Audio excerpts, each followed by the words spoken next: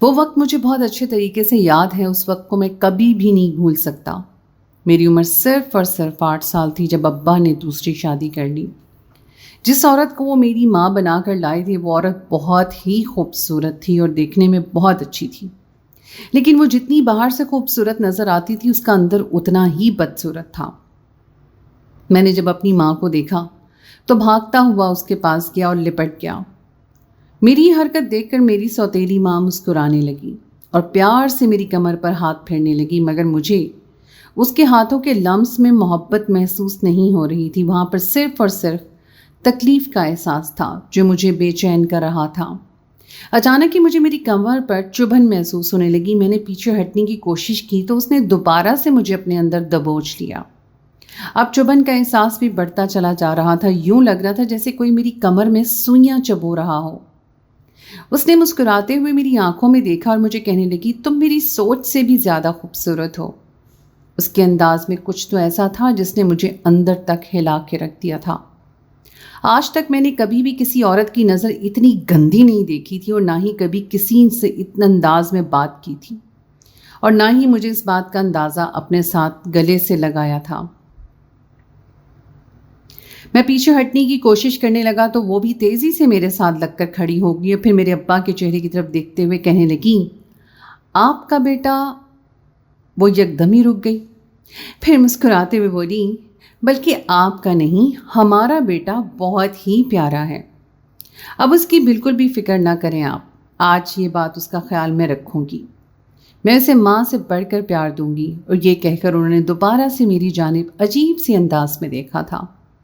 مجھے شدید خوف محسوس ہو رہا تھا۔ میں تیزی سے ابا کے پاس گیا اور ان کا ہاتھ پکڑ کر کھڑا ہو گیا۔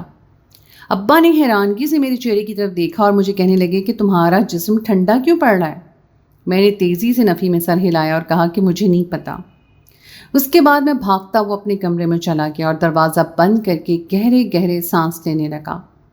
اپنی ماں کے انداز کو میں بہت اچھے طریقے سے سمجھتا تھا اور سب کے بارے میں جانتا بھی تھا، چونکہ میں نے اپنی زندگی کے 7 سال انگلینڈ میں گزارے تھے اور میں بہت جلد ہی بڑا ہو گیا تھا۔ مجھے چھوٹی سی عمر میں بھی بہت ساری چیزوں کا پتہ چل گیا تھا، اور اس کی وجہ یہ تھی کہ جس ماحول میں نے پرورش پائی تھی وہ ماحول بہت ہی ماڈرن تھا۔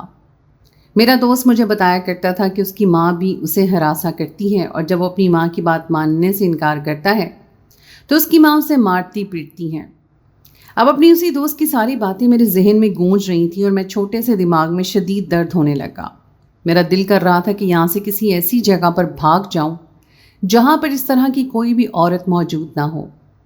میں نے جلدی سے اپنی دادی جان کو کال ملائی اور انہیں روتے ہوئے کہا کہ دادی جان، میں نے آپ کے پاس آنا ہے، میں نے یہاں پر نہیں رہنا۔ میری بات سن کے وہ پریشان ہوگی، کہنے لگی، دیکھو بیٹا، اب میں تمہیں اپنے ساتھ لے کر نہیں آ سکتی، تمہیں بہت اچھے طریقے سے پتہ ہے کہ میں تمہارے چچا کے ساتھ رہتی ہوں۔ تمہارے چچا کے اپنے 5 بچے ہیں، انہیں سنبھالنا بہت مشکل ہے۔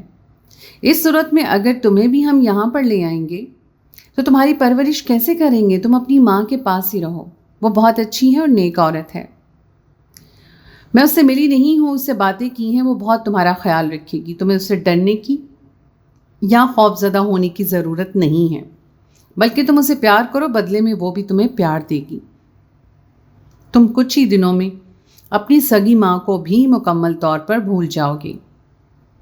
دادی کی بات سن کر میں نے گہری سانس لی۔ میں ان کی تمام باتوں سے اتفاق رکھتا تھا، لیکن اس بات سے اتفاق نہیں رکھ سکتا تھا کہ میں کبھی اپنی ماں کو بھولوں گا۔ اپنی سگی ماں کو بھولنا میرے بس میں نہیں تھا۔ میں مکمل طور پر خاموش ہو گیا اور تھوڑی ہی دیر گزری تھی کہ دروازے پہ دستک ہوئی۔ میں نے جا کے دروازہ کھولا تو سامنے ہی میری سوتیلی ماں کھڑی تھی، جس کی آنکھوں میں اس وقت صرف اور صرف ایک عجیب سا نشہ تھا۔ وہ بہت سی عجیب سے انداز میں میری طرف دیکھنے لگی۔ وہ میرے قریب آ کر کھڑی ہوگی اور مجھے کہنے لگی کہ تمہارا قد تو اچھا خاصا لمبا ہے اور تم دکھنے میں بھی اچھے خاصے بچے لگتے ہو۔ میرے منہ سے بمشکل جی نکلا۔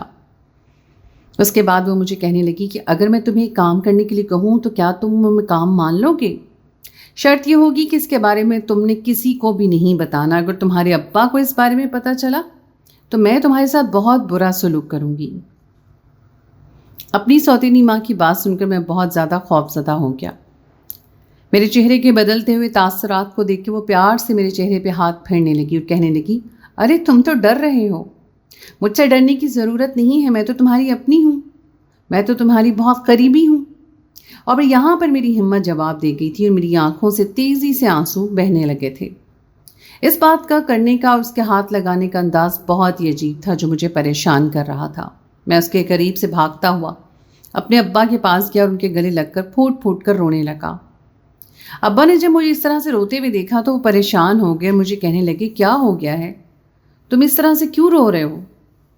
میں نے انہیں کہا کہ آپ کی بیوی سے مجھے بہت ڈر لگ رہا ہے، آپ کی بیوی مجھے ہراساں کر رہی ہے۔ وہ مکمل طور پہ خاموش ہو گئے اور حیرانگی سے میری سوتیلی ماں کی چہرے کی طرف دیکھنے لگے۔ وہ بھی حیران اور پریشان کھڑی تھی۔ یقیناً اسے بھی اس بات کا اندازہ نہیں تھا کہ میں یوں اتنی آسانی سے اپنے ابا کو سب کچھ بتا دوں گا۔ وہ تیزی سے میرے پاس آئی اور غصے سے میرا بازو پکڑتے ہوئے کہنے لگی کہ تم کیا بکواس کر رہے ہو، تم ہوش میں تو ہو؟ اس سے پہلے کہ وہ مجھ پر ہاتھ اٹھاتی میرے ابا میرے سامنے آ کر کھڑے ہو گئے اور اسے ڈانٹتے ہوئے کہنے لگے، خبردار جو تم نے میرے بیٹے کو کبھی ہاتھ لگایا یا پریشان کرنے کی، ڈرانے کی کوشش بھی کی۔ پہلے میں اس بات پر یقین نہیں کرتا کہ تم نے اسے ہراساں کیا ہے، لیکن اب جب میں نے تمہارا یہ رویہ دیکھا ہے تو مجھے بھی شک ہو رہا ہے کہ تم نے ضرور کوئی نہ کوئی گڑبڑ کی ہے۔ یہ آپ کیا کہہ رہے ہیں؟ آپ مجھ پر اتنا بڑا الزام کیسے لگا سکتے ہیں؟ آپ مجھے اچھے طریقے سے جانتے ہیں کہ میں ایسا نہیں کر سکتی، میں تو بچوں سے بہت محبت کرتی ہوں۔ وہ پھوٹ پھوٹ کر رونے لگی، ان کے آنسو دیکھ کے میرے ابا بھی پگھل گئے۔ انہوں نے جلدی سے میری سوتیلی ماں کا سر اپنے سینے پہ رکھا اور انہیں تسلی دیتے ہوئے کہنے لگی، دیکھیں میں تمہیں رلانا نہیں چاہتا اور نہ ہی میں تمہیں ڈانٹنا چاہتا تھا، میں نے تمہیں صرف یہ سمجھانا چاہتا ہوں کہ میرے بیٹی کو اپنا بیٹا ماننا شروع کر دو، اسی میں تمہاری بہتری ہے۔ میں اپنے بیٹے سے محبت کرتا ہوں اور اپنے بیٹے کے سلسلے میں کسی طرح کی کوتاہی بھی برداشت نہیں کر سکتا، اور اس معاملے میں تو میں تمہیں بھی نہیں بخش سکتا۔ اگر تم نے اسے دوبارہ سے پریشان کرنے کی کوشش کی تو مجھ سے برا کوئی نہیں ہوگا۔ ابا کی بات سن کر وہ جلدی سے ابا کے قدموں میں گر گئی اور معافی مانگتے ہوئے کہنے لگی، ٹھیک ہے، میں آپ سے وعدہ کرتی ہوں کہ میں اسے دوبارہ کبھی بھی کسی قسم کا کوئی نقصان نہیں پہنچاؤں گی اور نہ ہی اسے کبھی تنگ کروں گی۔ وہ بات تو ابا سے کری تھی، لیکن وہ آنکھیں ٹیڑھی کر کے مجھے ہی دیکھ رہی تھی اور مجھے بہت خوف محسوس ہو رہا تھا۔ نہ جانے کہ مجھے لگ رہا تھا کہ میرا برا وقت شروع ہونے جا رہا ہے۔ اسے بات کرنے کے بعد ابا نے میرے کندھے پہ ہاتھ رکھا اور مجھے کہنے لگے، چلو اب اپنی امی کے ساتھ جاؤ اور انہیں سارا گھر دکھاؤ، مجھے ایک ضروری کام سے دوسرے شہر جانا ہے، 2 دن کے بعد میں واپس آ جاؤں گا۔ ان کی بات سن کر میری رہی سہی ہمت بھی ختم ہو گئی۔ میں نے ڈرتے ڈرتے جب اپنی ماں کے چہرے کی طرف دیکھا تو اس کے چہرے پہ اس وقت ایک عجیب سی چمک تھی، جیسے وہ مجھے کہہ رہی ہو کہ اب تم کیا کرو گے؟ اپنے باپ کی غیر موجودگی میں تم کیسے اپنا بچاؤ گے مجھ سے؟ اس سے پہلے کہ وہ گھر سے باہر نکلتے اچانک ہی بیل بج گئی۔ دروازہ کھولا تو پتہ چلا کہ ڈیلیوری والے آئے ہیں۔ مجھے وہ دن بہت ہی اچھے طریقے سے یاد تھا جب ابا نے ایک بہت بڑا فریزر منگوایا تھا اور تھوڑی دیر کے بعد وہ فریزر ہمارے کچن میں موجود تھا۔ یہ فریزر ابا نے اس لیے منگوایا تھا کیونکہ آگے قربانیوں کا سیزن شروع ہونے والا تھا اور میرے ابا ہر سال ہی بہت بڑی قربانی کرتے تھے۔ میں نے ایک نظر فریزر کو دیکھا تو میں خوف زدہ ہو گیا۔ وہ اتنا بڑا فریزر تھا کہ اس میں آسانی سے سما سکتا تھا۔ میری سوتیلی ماں بہت شوق سے اس کو دیکھ رہی تھی، پھر وہ اس کے قریب گئی اور اسے ہاتھ لگا کر چیک کرتے ہوئے کہنے لگی، یہ تو بہت ہی مضبوط ہے۔ انہوں نے میرا نام لیا اور مجھے کہا، علی کیا تمہیں نہیں لگتا کہ اس سے مجھے اچھا خاصا فائدہ پہنچے گا؟ ان کی بات سن کر میں نے کچھ بھی نہیں کہا۔ میں چھوٹا تھا اور بہت خوفزدہ بھی تھا۔ ابا بھی ہم دونوں کو مسکراتے ہوئے دیکھ رہے تھے۔ انہوں نے اماں کی بات کو سیریس نہیں لیا اور مسکراتے ہوئے کہنے لگے، ہاں تم ٹھیک کہہ رہی ہو، اس سے واقعی تمہیں بہت فائدہ پہنچے گا۔ اس کے بعد وہ گھر سے باہر نکل کے جاتے جاتے اس نے سوتیلی ماں کو دوبارہ سے ہدایت کی کہ میرے بیٹے کا بہت خیال رکھنا اور اسے کسی بھی قسم کی کوئی تنگی نہیں ہونے دینا۔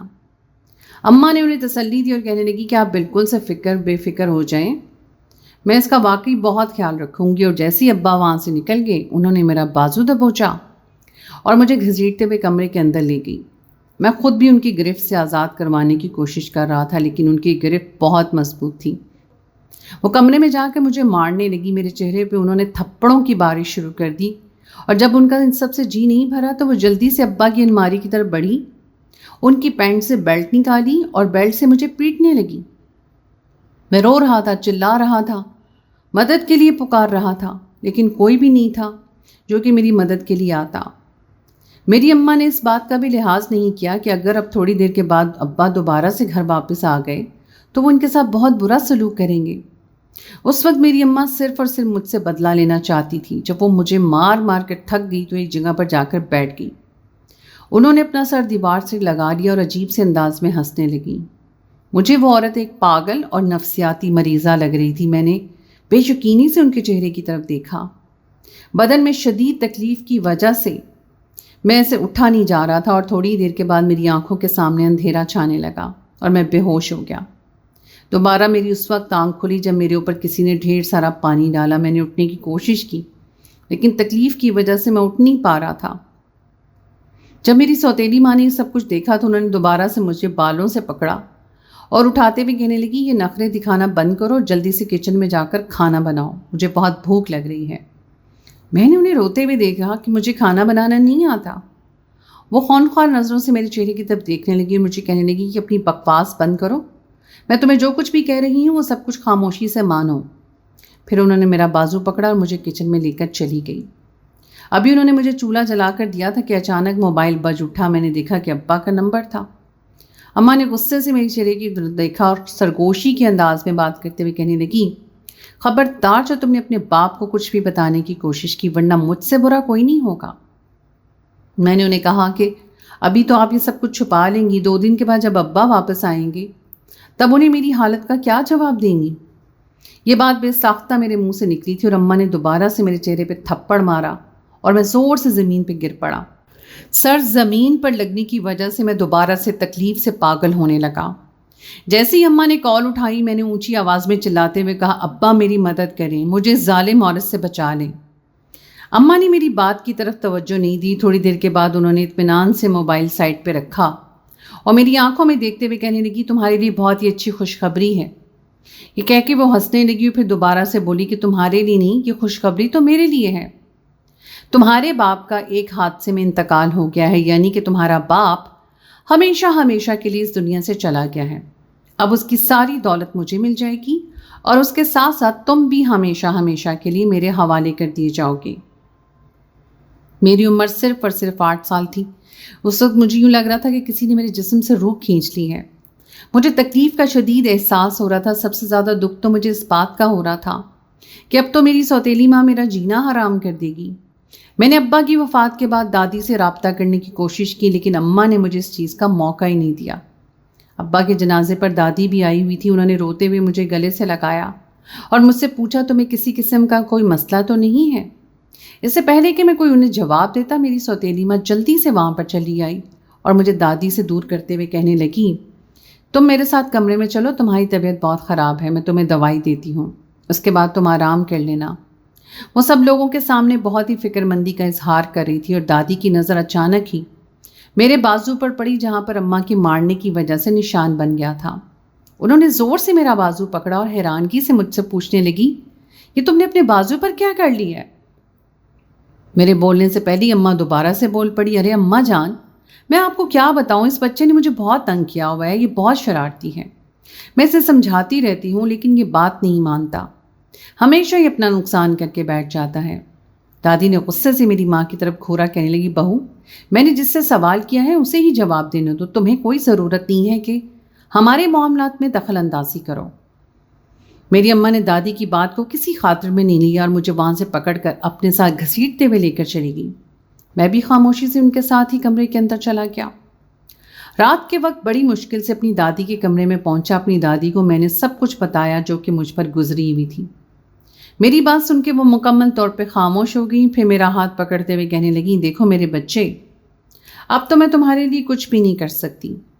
تمہارے باپ نے مرنے سے پہلے وصیت کی تھی کہ جب تک تم بڑے نہیں ہو جاتے تب تک جائیداد تمہاری سوتیلی ماں کے پاس ہی رہے گی، اور اس کے علاوہ اس نے یہ بھی کہا تھا کہ تمہاری سوتیلی ماں سے تمہیں الگ نہ کیا جائے، ورنہ تمہاری پرورش وہی کرے گی اور وہی تمہیں اپنے پاس رکھے گی۔ اگر میں نے تمہیں اسے دور کرنے کی کوشش کی تو ہم لوگوں پر کیس ہو جائے گا۔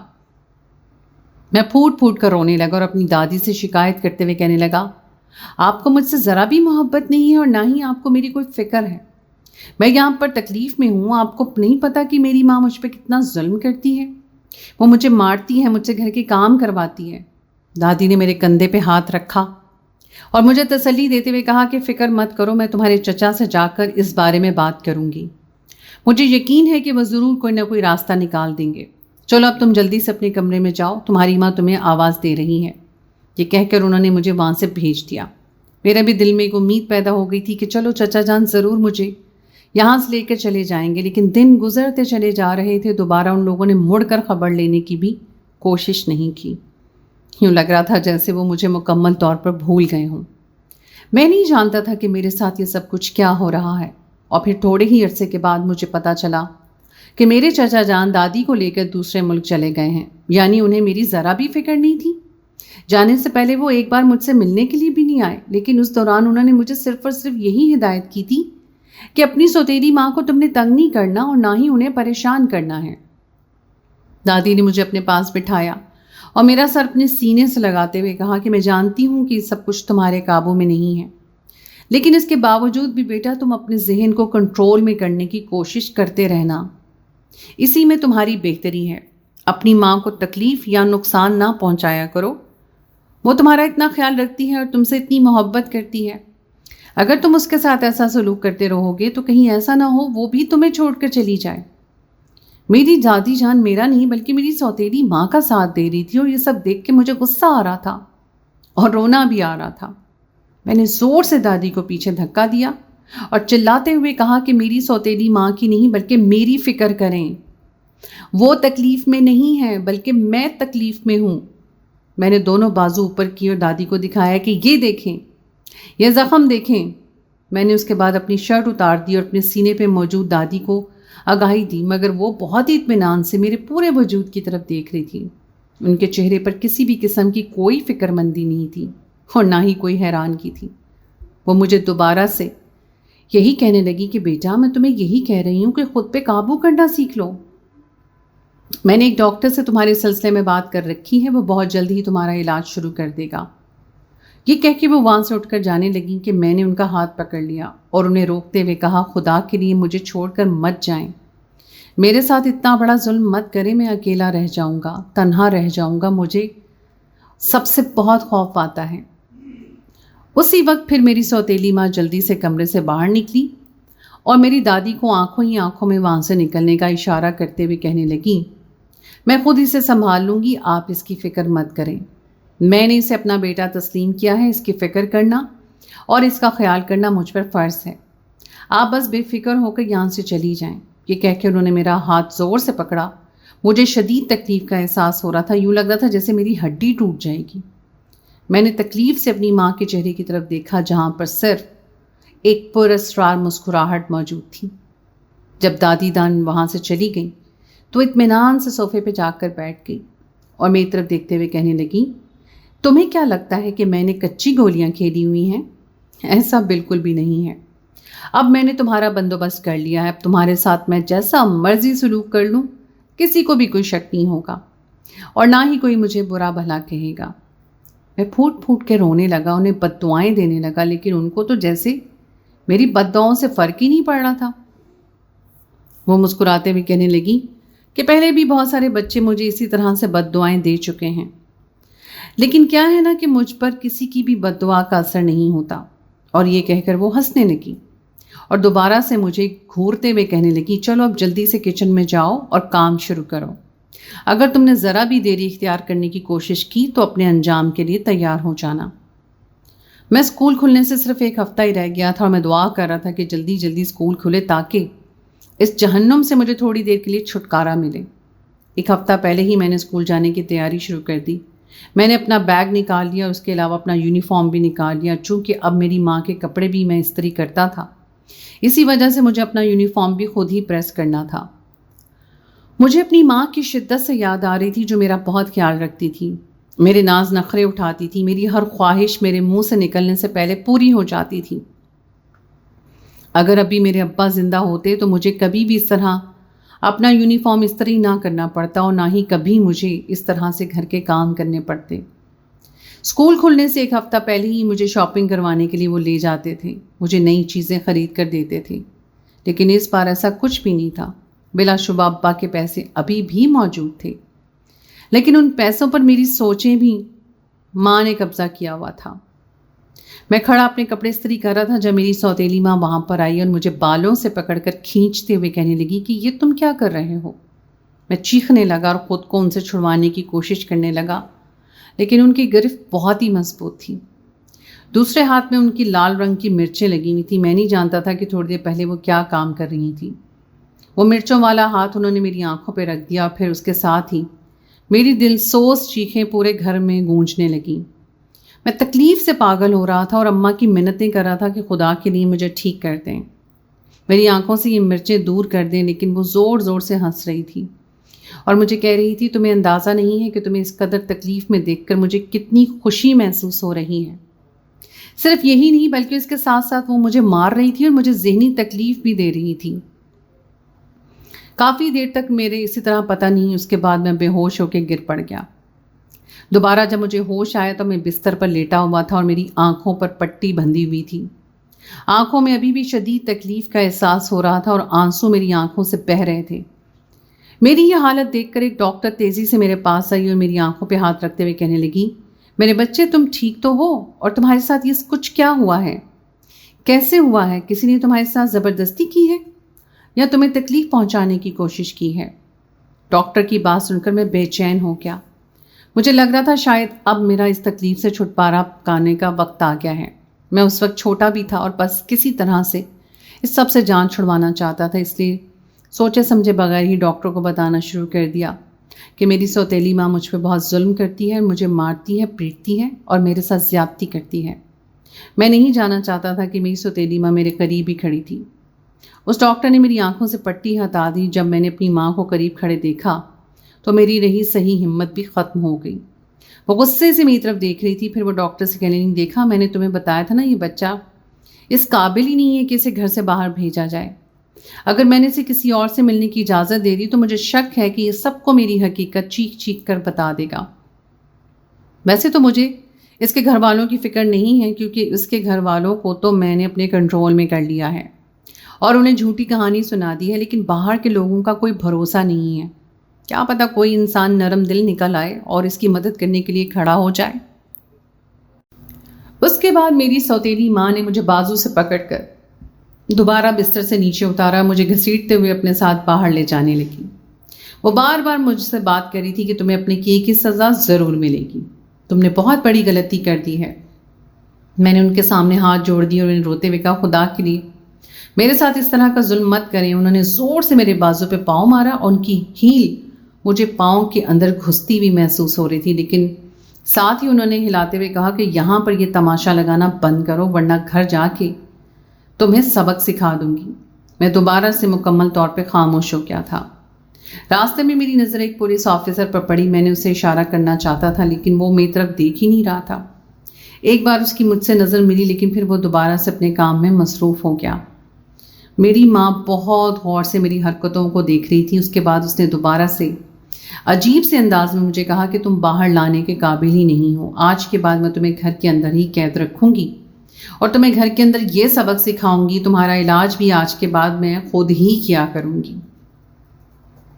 گھر لے جا کر وہ دوبارہ سے مجھے کچن میں لے کر گئی۔ اس کے سامنے برتنوں پہ پڑی ہوئی تھی۔ میں نے جب ان برتنوں میں تیز دھار ہتھیاروں کو دیکھا تو میرے قدموں کے نیچے سے جان نکل گئی۔ میں زور زور سے نفی میں سر ہلانے لگا جبکہ میری ماں مسکراتے ہوئے میرے چہرے کی طرف دیکھنے لگی۔ اس کے بعد اس نے میرے کانوں میں سرگوشی کی اور مجھے بولی، فکر مت کرو، میں تمہیں ان سے نہیں ماروں گی کیونکہ وہ مجھے خود بھی نہیں پسند۔ مجھے آہستہ آہستہ تکلیفیں دیتے ہوئے مزہ آتا ہے۔ جب تمہاری چیخیں میرے کانوں میں پڑتی ہیں تو تمہیں پتہ نہیں کہ مجھے کتنی خوشی محسوس ہوتی ہے۔ تمہیں بالکل بھی اندازہ نہیں کہ مجھے کتنا سکون ملتا ہے۔ تم وہ واحد بچے ہو جس کی وجہ سے میں اتنی خوشگوار زندگی گزار رہی ہوں۔ انہوں نے پیاز اٹھایا اور میرے حوالے کرتے ہوئے کہا، اب جلدی سے اسے کاٹنا شروع کر دو۔ وہ اچھا خاصا کڑوا پیاز تھا جس کی وجہ سے میری آنکھوں سے بہت سا پانی نکلتا تھا۔ میں تمہارے ساتھ کچھ بھی غلط نہیں کروں گی، وہ مجھے بہت زیادہ تکلیف پہنچا رہی تھی۔ ابھی تو میری آنکھوں کی حالت بھی ایسی نہیں تھی کہ میں سب کچھ برداشت کر سکتا۔ میں نے زور زور سے نفی میں سر ہلایا اور ان کے سامنے اپنا چھوٹا ہاتھ جوڑتے ہی میں نے انہیں کہا کہ خدا کے لیے میرے ساتھ یہ سب کچھ نہ کریں۔ انہوں نے کہا میں تمہارے ساتھ کچھ غلط نہیں کر رہی، تمہارے ساتھ جو کچھ ہو رہا ہے جس کی تم نے خواہش کی تھی، تمہیں وہ دن بہت اچھے طریقے سے یاد ہوگا جب تمہارے باپ نے تم سے میرے سلسلے میں بات کی تھی، تم خوش ہو گئے تھے۔ تم نے پرجوش انداز میں کہا تھا کہ مجھے اپنی ماں کے روپ میں قبول کرنا چاہتے ہو۔ یہ کہہ کے وہ رک گئی اور میری آنکھوں میں دیکھتے ہوئے کہنے لگی کہ تمہارے اس ایک ہاں کی وجہ سے میرا اتنا بڑا نقصان ہو گیا۔ اس کے بعد ان کی آنکھوں میں آنسو آ گئے اور وہ پھوٹ پھوٹ کے رونے لگی، پھر کہنے لگی تمہاری وجہ سے میں اپنی محبت سے دور ہو گئی۔ میرے باپ نے پیسوں کے بدلے میں میرا سودا کر دیا تھا اور مجھے ایک ایسی جگہ پر بھیج دیا تھا جس کی مجھے ذرا بھی خواہش نہیں تھی۔ انہوں نے میری گردن پکڑی اور زور سے دباتے ہوئے کہنے لگی صرف اور صرف تمہاری وجہ سے میں اپنی پسندیدہ جگہ سے اٹھ کر یہاں پر چلی آئی ہوں۔ اب میں تمہیں اس کی ساری زندگی سزا دیتی رہوں گی۔ تم ساری زندگی میری محبت کے لیے ترستے رہو گے، تڑپتے رہو گے، لیکن تمہیں کبھی بھی اپنی ماں کا پیار نہیں ملے گا۔ تمہیں میں ایک پاگل اور ذہنی مریض بنا دوں گی، بلکہ اس سے پہلے ہی تمہیں ہمیشہ ہمیشہ کے لیے ختم کر دوں گی۔ یہ کہہ کر انہوں نے وہ پیاز دوبارہ سے میرے حوالے کیا۔ جیسے جیسے میں وہ کاٹ رہا تھا ویسے ویسے مجھے اپنا سر گھومتا ہوا محسوس ہو رہا تھا۔ مجھے لگ رہا تھا کہ وہ وقت دور نہیں ہے جب میں واقعی ایک نفسیاتی انسان بن جاؤں گا، جب میرے پاس تکلیفوں کے علاوہ اور کچھ بھی نہیں ہوگا۔ میں اس سب سے بہت تنگ آ گیا تھا۔ رات کے وقت میں اپنے کمرے میں جانے ہی لگا تھا، یہ دیکھو میری ماں پہلے سے ہی میرے کمرے کے دروازے کے سامنے کھڑی تھی۔ انہوں نے اپنا سر میرے کمرے میں دروازے کے ساتھ ٹکایا ہوا تھا، ان کا پورا وجود ہولے ہولے کانپ رہا تھا۔ یہ سب دیکھ کر کمرے میں بہت زیادہ خوفزدہ ہو گیا۔ میں وہاں سے جانے ہی لگا کہ اپنے نام کی پکار سن کر میں دوبارہ سے رک گیا۔ میں نے نظر اٹھا کر دیکھا تو میری ماں اب کی بار اپنی سرخ آنکھوں سے میرے چہرے کی طرف دیکھ رہی تھی اور چھوٹے چھوٹے قدم اٹھاتے ہوئے میرے پاس آنے لگی۔ مجھے اس وقت ان سے بہت خوف محسوس ہو رہا تھا۔ میں یہاں سے بھاگنا چاہتا تھا، مگر میں جانتا تھا کہ میں ان کے جنگل سے نہیں بچ سکتا۔ میں خاموشی سے اپنی جگہ پر رک گیا۔ وہ میرے قریب آ کر کھڑی ہو گئی اور میرے کندھے پہ ہاتھ رکھتے ہوئے کہنے لگی تمہیں مجھ پر اتنا بڑا ظلم کر کے کیا ملا؟ یہ کہہ کر انہوں نے اپنا سر میرے کندھے سے ٹکا دیا اور پھوٹ پھوٹ کر رونے لگی۔ میں نے پیچھے ہٹنے کی کوشش کی لیکن انہوں نے اپنے کندھے سے مجھے زور سے پکڑ رکھا تھا۔ ان کے ناخن مجھے اپنی وجود کے اندر گھستے ہوئے محسوس ہو رہے تھے۔ دوبارہ سے مجھے تکلیف کا احساس ہونے لگا تھا۔ میں نے روتے ہوئے کہا کہ امی جان خدا کے لیے مجھے چھوڑ دیں۔ اس کے ساتھ ہی وہ ایک جھٹکے سے مجھ سے دور ہوئی اور مجھے پیچھے کی طرف دھکا دیتے ہوئے غصے سے کہنے لگی خبردار جو تم نے مجھے امی جان کہنے کی کوشش کی، میں تمہاری کچھ بھی نہیں لگتی، جلدی سے یہاں سے دفع ہو جاؤ۔ میں وہیں پہ کھڑا رہ گیا۔ انہوں نے میرا ہاتھ پکڑا اور مجھے باہر کی طرف لے کر چلی گئی۔ باہر سے اچھی خاصی سردی تھی۔ انہوں نے مجھے صحن کی طرف دھکا دیا اور کہنے لگی آج کی رات تم یہاں پر ہی گزارو گے، اس گھر کے اندر تمہاری کوئی بھی جگہ نہیں ہے۔ میں نے بے یقینی سے ان کے چہرے کی طرف دیکھا۔ چاروں طرف اندھیرا پھیلا ہوا تھا اور گلی سے کتوں کے بھونکنے کی آواز آ رہی تھی۔ مجھے رات کے اندھیرے سے بہت ڈر لگتا تھا۔ میں اپنے کمرے کی لائٹ بھی جلا کر سوتا تھا۔ میں نے روتے ہوئے کہا کہ ایسا مت کریں، مجھے بہت ڈر لگ رہا ہے، یہاں پر اندھیرا ہے۔ وہ عجیب سے انداز میں بولی اب تمہاری ساری زندگی اندھیرے میں ہی گزرے گی۔ میں نہیں جاننا چاہتا تھا کہ اس سب کے پیچھے کیا وجہ ہے، وہ میرے ساتھ ایسا سلوک کیوں کر رہی ہے۔ وہ پوری رات میں انہیں باہر ہی گزاری۔ خدا کا شکر تھا کہ گھر کے پچھلے حصے کی طرف بنا ہوا ایک کمرہ کھلا ہوا تھا۔ میں اس کمرے کے اندر چلا گیا۔ وہاں پہ کوئی گرم چیز تو نہیں پڑی ہوئی تھی، لیکن اس کے باوجود بھی میری بچت ہو گئی۔ صبح کے وقت جب میری آنکھ کھلی تو میرا پورا جسم سن ہو گیا تھا، مجھ سے اٹھا نہیں جا رہا تھا۔ کافی دیر میں اسی حالت میں ہی بیٹھا رہا۔ وہ مجھے ڈھونڈتی ڈھونڈتی وہاں پر آئی۔ جب انہوں نے مجھے کمرے کے اندر بیٹھا ہوا دیکھا تو چلانے لگی اور کہنے لگی میں نے تمہیں باہر رات گزارنے کے لیے کہا تھا، تم کمرے کے اندر کیا کر رہے ہو؟ تمہیں سبق سکھانا ہی پڑے گا۔ جب سے میری زندگی میں وہ آئی تھی تب سے میرے رشتہ داروں نے میرے گھر میں آنا ہی چھوڑ دیا تھا۔ دادی پہلے فون کر لیتی تھی لیکن اب انہوں نے رابطہ مکمل طور پہ ختم کر لیا تھا۔ چچا جان کو بھی اب جیسے میری ذات کی کوئی دلچسپی نہیں تھی، اور اس کے علاوہ میرے ایک اور تایا جان بھی تھے جو کہ دوسرے شہر میں رہتے تھے۔ وہ صرف ایک بار ملنے کے لیے آئے تھے۔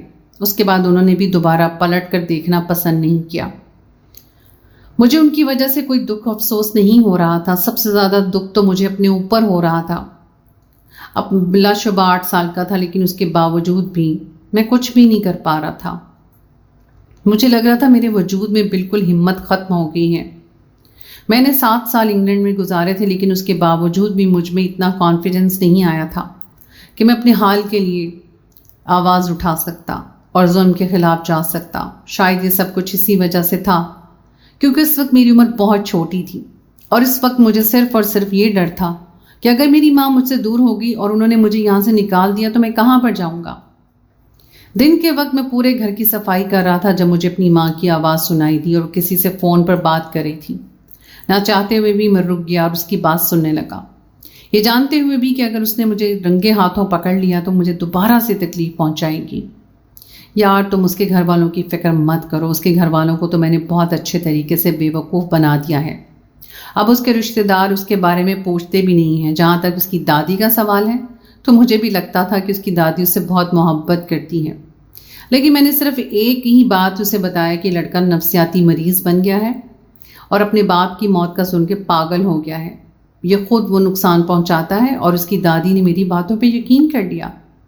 اس نے میری منتیں کی اور مجھے کہا کہ میں اس کا بہت خیال رکھوں۔ اس کی دادی کے سامنے میں نے اس کے ساتھ بہت اچھا سلوک کیا تھا۔ یہ کہہ کر میری سوتیلی ماں دوبارہ سے ہنسنے لگی اور کہنے لگی کہ اس کا میں نے بندوبست کر لیا ہے، بہت جلد میں اس کے ساتھ اپنی مرضی کی ایک گیم کھیلنے جا رہی ہوں۔ اس سے مجھے ذہنی تسکین بھی مل جائے گی اور اس کا کام بھی ہمیشہ ہمیشہ کے لیے تمام ہو جائے گا۔ پھر میری ساری دولت لے کے ہمیشہ ہمیشہ کے لیے میں تمہارے پاس چلی آؤں گی۔ یہ کہہ کے وہ مسکرانے لگی اور پھر اس نے تھوڑی ہی دیر کے بعد فون بند کر دیا۔ مجھے لگ رہا تھا جیسے میرے وجود سے جان نکل گئی ہے، میں حرکت بھی نہیں کر پا رہا تھا، اور ایک بات جو مجھے سب سے زیادہ تکلیف پہنچا رہی تھی وہ یہ تھی کہ میری ماں بہت جلد میرا کام تمام کرنے جا رہی ہے۔ تو اس کا کیا مطلب تھا کہ وہ مجھے مارنے جا رہی ہے؟ موت کا سن کر ہی مجھے بہت تکلیف ہونے لگی۔ میں بھاگتا بھاگتا اپنے کمرے میں چلا گیا، زور سے دروازہ بند کر دیا۔ میں اپنے بستر پہ گر گیا اور پھوٹ پھوٹ کر رونے لگا۔ مجھے سمجھ ہی نہیں آ رہی تھی کہ میں کیا کروں، کیسے اس سب سے باہر نکلوں۔ میرے پاس نہ تو موبائل تھا، نہ ہی میں گھر سے باہر جا سکتا تھا۔ اس کے علاوہ گھر کے سب بیرونی دروازوں پر بھی تالے لگے ہوئے تھے۔ جب میری ماں گھر سے باہر نکلتی تھی تو وہ اندرونی حصے کو بھی لاک کر کے جاتی تھی۔ انہوں نے مجھے مکمل طور پہ گھر کے اندر قید کر لیا تھا۔ میں نے اماں کی تصویر اٹھا لی اور سگی ماں کی تصویر کو گلے سے لگا کر پھوٹ پھوٹ کر رونے لگا۔ میں اپنے رب سے شکوے کر رہا تھا کہ اللہ جی میرے ساتھ یہ سب کیوں ہو رہا ہے؟ اب تو بچوں سے محبت کرتے ہیں، میں بھی تو ایک چھوٹا سا بچہ ہوں، میں بھی تو معصوم ہوں، پھر میرے ساتھ یہ زیادتی کیوں ہو رہی ہے؟ شدید تکلیف تھی جو مجھے بے چین کیے جا رہی تھی۔ اب خود ہی سوچیں کہ ایک 8 سال کا بچہ جسے ذہنی تکلیف کے ساتھ ساتھ جسمانی تکلیف بھی ملتی رہی ہو، کیا وہ ایک نارمل انسان کی طرح زندگی گزار سکتا ہے؟ بالکل بھی نہیں۔ صرف وہ وقت نہیں بلکہ اس کے بعد بھی نہ جانے کتنے سال سے جو میں نے تکلیف میں گزارے تھے، مجھے راتوں کو نیند ہی نہیں آتی تھی۔ دن کے وقت بھی مجھے دورے پڑتے تھے، میں خوف زدہ ہو جاتا تھا۔ مجھے ہمیشہ یہی ڈر لگا رہتا تھا کہ کہیں ایسا نہ ہو میری ماں وہاں پر چلی آئے اور مجھے دوبارہ سے نقصان پہنچانا شروع کر دے۔ میں نے اپنی زندگی کے وہ سال بڑی مشکل سے گزارے تھے اور مجھے لگتا تھا کہ اگر وہ جگہ پر کوئی اور بچہ ہوتا تو ضرور اپنی جان سے ہاتھ دھو بیٹھتا۔ جو کچھ میں نے اپنی جان پر سہا تھا وہ کوئی چھوٹی بات نہیں تھی، بلکہ وہ تو ایک زندگی کا تلخ پہلو تھا جسے میں نے بہت ہی قریب سے دیکھا تھا۔ تھوڑی ہی دیر کے بعد اماں میرے کمرے کا دروازہ زور زور سے بجانے لگی۔ بہت زیادہ میں خوفزدہ ہو گیا۔ اماں نے مجھے کہا کہ ابھی اور اسی وقت دروازہ کھولو ورنہ تو میں جان سے مار دوں گی۔ ان کی آواز غصے سے پھٹ گئی تھی اور وہ دوبارہ سے بے قابو ہوتی جا رہی تھی۔ مجھے اندازہ ہو گیا تھا کہ اگر میں ان کے ہاتھ لگ گیا تو اس پر کوئی شک نہیں تھا کہ وہ اپنی کہیں بھی بات سچ ثابت کر دیتی۔ میں نے روتے ہوئے کہا کہ میں دروازہ نہیں کھولوں گی، یہاں سے چلی جائیں ورنہ میں کھڑکی سے چھلانگ لگا دوں گا۔ میری بات سن کر اب کی بار وہ تھوڑی سی نرم پڑ گئی اور مجھے کہنے لگی، دیکھو میری بات سنو، خبردار جو تم نے یہ غلطی کرنے کی کوشش کی، میں تم سے وعدہ کرتی ہوں کہ میں تمہیں کچھ بھی نہیں کہوں گی، تم بس ایک بار دروازہ کھولو۔ اب وہ بے چین ہو گئی اور تھوڑی دیر کے بعد وہ رونے لگی اور کہنے لگی، پلیز دروازہ کھولو۔ مجھے یقین ہو گیا تھا کہ یہ عورت ایک نفسیاتی مریضہ ہے۔ جب وہاں پر خاموشی چھا گئی تو میں بھی پرسکون ہو گیا، لیکن پھر اس کے ساتھ ہی دروازہ ایک جھٹکے سے کھل گیا۔ وہ میرے کمرے کے اندر داخل ہوگی۔ ان کو دیکھ کے مجھے لگا کہ ساتوں آسمان میرے سر کے اوپر آ کر گر گئے ہیں۔ انہوں نے ایک ہاتھ میں دوبارہ سے ایک بیلٹ اٹھا رکھی تھی۔ میں ان کے قریب ہو کر نکلنے لگا کہ انہوں نے مجھے دبوچ لیا اور میرے کانوں میں غراتے ہوئے کہنے لگی، تمہیں ہمیشہ ہمیشہ کے لیے ختم کرنے سے پہلے میں تمہیں اپنی زندگی کے بارے میں بتانا چاہتی ہوں۔ اس کے ساتھ ہی وہ مجھے گھسیٹتی ہوئی کچن میں لے کر چلی گئی۔ مجھے اس پر فریزر کے اندر بند کر دیا اور میرا دم گھٹ رہا تھا۔ شدید تکلیف کا احساس ہو رہا تھا۔ باہر سے مجھے ان کی آواز سنائی دے رہی تھی۔ انہوں نے مجھے کہا کہ تمہیں ہمیشہ ہمیشہ کے لیے ختم کرنے سے پہلے میں تمہیں ایک حقیقت کے بارے میں بتانا چاہتی ہوں۔ میں تمہیں یہ سچ بتانا چاہتی ہوں کہ تمہارے ساتھ یہ سلوک میں کس وجہ سے کر رہی ہوں۔ اس کے ساتھ ہی اماں نے مجھے کہا کہ کچھ عرصہ پہلے تک تمہارا باپ ایک بہت ہی حسن پرست انسان تھا۔ تمہاری ماں کے ہوتے ہوئے بھی اس نے مجھ پر اپنی گندی نظر رکھی ہوئی تھی۔ وہ جب بھی گاؤں آتا تھا مجھے کہتا تھا کہ وہ مجھ سے نکاح کرے گا۔ اسے پتا بھی تھا کہ میں کسی اور سے محبت کرتی ہوں، لیکن اس کے باوجود بھی وہ مجھے ذہنی تکلیف دیتا تھا۔ اور پھر جب تمہاری ماں کا انتقال ہوا تو اسے بھی موقع مل گیا، وہ گاؤں چلا آیا۔ اس نے میرے والدین سے بات کر لی کیونکہ میرے والدین غریب تھے اور انہیں پیسوں کی ضرورت تھی۔ اپنا قرضہ اتارنے کے لیے انہوں نے میرا سودا کر دیا۔ میں اپنے محبوب سے جدا ہو کر مکمل طور پر پاگل ہو چکی تھی۔ میں ہر وقت اس تکلیف میں تڑپتی رہتی تھی کہ میرا محبوب اس وقت کسی اور کے پاس ہے اور میں کسی اور کے پاس ہوں۔ میں نے فیصلہ کر لیا تھا کہ اگر میں اپنے محبوب کو نہیں ملی تو میں تمہارے باپ کو بھی حاصل نہیں ہوں گی۔ میں نے اسے تھوڑا سا وقت مانگا اور اسے کہا کہ اس رشتے کو قبول کرنے کے لیے مجھے چند دن دے دو۔ اس دوران میں نے اپنے پرانے محبوب سے بات کر لی تھی۔ اب ہمیں اس کے پاس تو نہیں میں جا سکتی تھی، لیکن کم از کم میں تمہارے باپ کا قصہ تو ختم کر سکتی تھی، اس سے بدلہ تو لے سکتی تھی۔ میں نے اسے کہا کہ اب یا تو یہ انسان اس دنیا سے رخصت ہو جائے گا یا پھر میں اس دنیا سے چلی جاؤں گی۔ تمہارے باپ کی موت ایک حادثے میں نہیں ہوئی تھی، بلکہ وہ ایک ایکسیڈنٹ میں نے جان بوجھ کے کروایا تھا۔ میں نے ہی اسے مروایا تھا اور اس کے جانے کے بعد میں نے فیصلہ کیا تھا کہ تمہیں بھی اسی طرح تکلیف پہنچاتی رہوں گی، کیونکہ جب بھی میں تمہیں دیکھتی ہوں مجھے تمہارے باپ کی یاد آ جاتی ہے۔ اس کے بعد میری ماں اونچی اونچی آواز میں ہنسنے لگی اور مجھے کہنے لگی، اب تمہارا بھی قصہ ہمیشہ کے لیے ختم ہو جائے گا اور میں تمہیں کسی ایسی جگہ پر دفن کر کے آ جاؤں گی جہاں سے تمہاری واپسی ناممکن ہو جائے گی۔ شاید اس دن میری قسمت اچھی تھی جب پولیس والے کو میں نے اس دن دیکھا تھا۔ وہ پولیس والا اس وقت میری ماں کے پیچھے ہی کھڑا تھا۔ اس نے وہ ساری باتیں سننی تھیں اور تھوڑی دیر کے بعد اس نے مجھے فریزر سے باہر نکالا اور مجھ پر یہ راز آشکار ہوا کہ میری دادی نے پولیس اسٹیشن میں میری ماں کے خلاف شکایت پہلے سے ہی لگائی ہوئی تھی۔